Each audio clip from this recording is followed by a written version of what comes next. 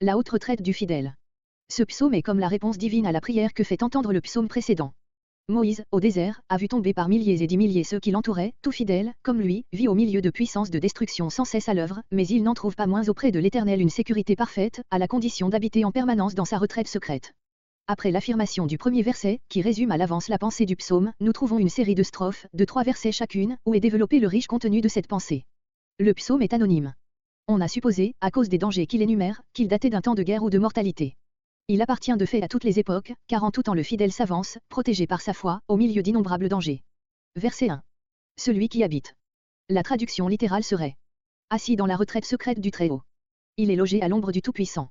C'est là une sorte de titre, semblable à ceux que nous avons trouvés psaume 87.1, psaume 90.1 et qui fait entendre déjà dans toute sa pureté la note du psaume. On dirait un motif musical qui va être développé dans la suite en de riches variations. La retraite secrète. Nous conservons l'adjectif secrète, que suppriment les nouvelles traductions, parce que l'hébreu séter désigne un endroit où l'on est caché à tous les regards. À l'ombre du Tout-Puissant.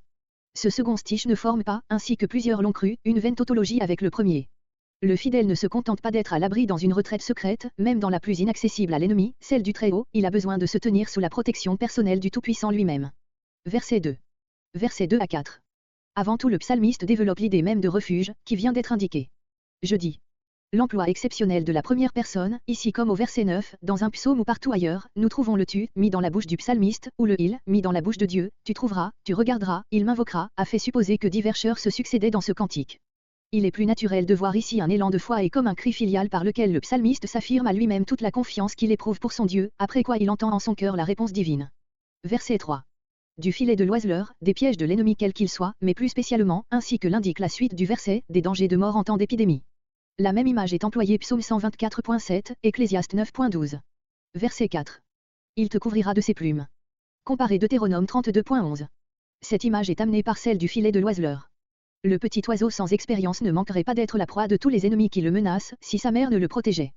La puissance qui, du ciel, vient protéger le fidèle et la vérité divine, psaume 43.3, psaume 57.4, terme qui désigne à la fois la parole de Dieu, loi ou promesse et sa fidélité à accomplir ce qu'il a dit. On sait comment le Sauveur a su se faire du, il est écrit, un impénétrable bouclier, Matthieu 4.4, Matthieu 4.7, Matthieu 4.10. Verset 5. Versets 5 à 7 les dangers auxquels échappe le fidèle. Versets 5 et 6. Tu ne craindras ni, quelque danger que ce soit, sous quelque forme ou à quelque heure qu'il se présente, qu'il vienne de jour ou de nuit, que les hommes y éparent ou non, que ce soit guerre, verset 5, ou maladie, verset 6. Les terreurs de la nuit, les surprises nocturnes, rendues plus effrayantes par les ténèbres, la flèche qui vole de jour, les attaques ouvertes, la peste, les épidémies de toutes sortes, que la cause en soit cachée ou connue. Verset 7. Qu'il en tombe 1000 à ton côté. Les déclarations du psalmiste, si étonnantes déjà dans les versets 2 à 6, prennent ici l'apparence de véritables paradoxes, car on ne voit pas, en temps de guerre ou d'épidémie, les hommes pieux ménager plus que d'autres. Israël a été épargné en Goshen, pendant que les Égyptiens étaient frappés, ça et là un serviteur de Dieu reste intact au milieu des plus grands dangers, mais de tels cas sont loin d'être la règle. Ce qui est la règle, pour tout fidèle, c'est que, tant qu'il se tient sous la dépendance immédiate de Dieu, à l'ombre du Tout-Puissant, aucun mal réel ne peut le frapper, c'est-à-dire aucun mal que Dieu ne fasse rentrer dans son plan d'amour envers son enfant. Dans ce cas-là, flèche ou contagion deviennent des messagers de Dieu, et, là où il en serait autrement, elles sont écartées. On l'a dit, tant que Dieu a une œuvre à nous confier ici-bas, nous sommes immortels.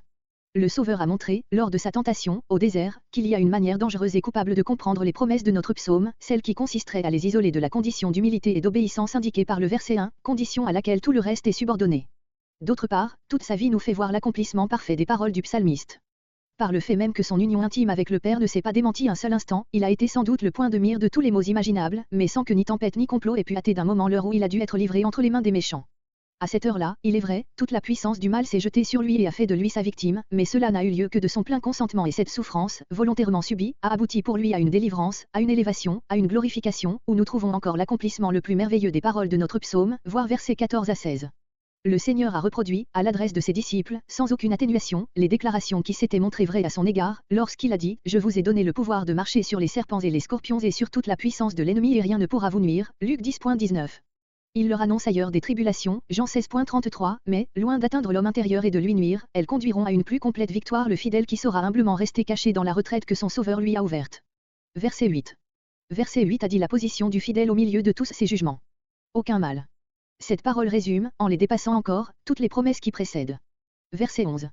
Verset 11 à 13 comment Dieu exerce cette protection. À ses anges. Des anges apportent à Jacob le secours divin, Genèse 28.12, Genèse 32.12, l'Éternel envoie son ange devant Israël, Exode 23.20, des anges apparaissent à Élisée, à Dawson, 2 Rois 6.17. Ces faits isolés, semble-t-il, exceptionnels n'en sont pas moins des signes de la manière habituelle et journalière dont Dieu protège invisiblement les siens, Hébreux 1.14, Psaume 34.8. Dans toutes tes voies, dans toutes celles dont l'Éternel a fait ta route et où tu marches en son nom. Verset 12. Ils te porteront. Voir, au sujet de la citation de cette parole par le tentateur, verset 7, note. Verset 13. Le lion, l'aspic, image de la force et de la ruse mise en œuvre contre les fidèles, soit dans leur combat tout spirituel, soit dans les persécutions ou les dangers de tout genre auxquels les expose le travail qu'ils accomplissent au service de Dieu, Romains 16.20, 1 Pierre 5.8, Marc 16.18. Indépendamment de ce sens général, cette promesse s'est accomplie à la lettre pour plus d'un serviteur de Dieu, Daniel 6.22, Acte 28.5. Verset 14. Verset 14 à 16. Conclusion du psaume. Dès ce moment, les paroles du psalmiste font place à celles de Dieu même. Puisqu'il s'est attaché à moi. Il s'agit d'un attachement venant d'une confiance sans bornes et d'un amour véritable. Il y a ici correspondance entre l'action humaine et l'action divine, le croyant s'attache à Dieu, qui l'emporte hors du danger, il connaît le nom de Dieu, ce que l'on ne peut faire sans exalter et glorifier ce nom, à cause de cela, Dieu l'élève en sa haute retraite, il invoque, Dieu exauce, verset 15. Verset 15. Dans la détresse. Ce qui a été dit plus haut ne signifie pas que le fidèle ne sera jamais dans une situation angoissante, mais Dieu y sera avec lui pour l'en faire sortir agrandi, glorifié. Exemple, Joseph, sortant de prison pour être le premier après le roi, Daniel et ses amis et surtout Jésus lui-même élevé, après son profond abaissement, au-dessus de tout nom qui peut se nommer. Verset 16. Une longue durée de jours, même expression Psaume 23.6.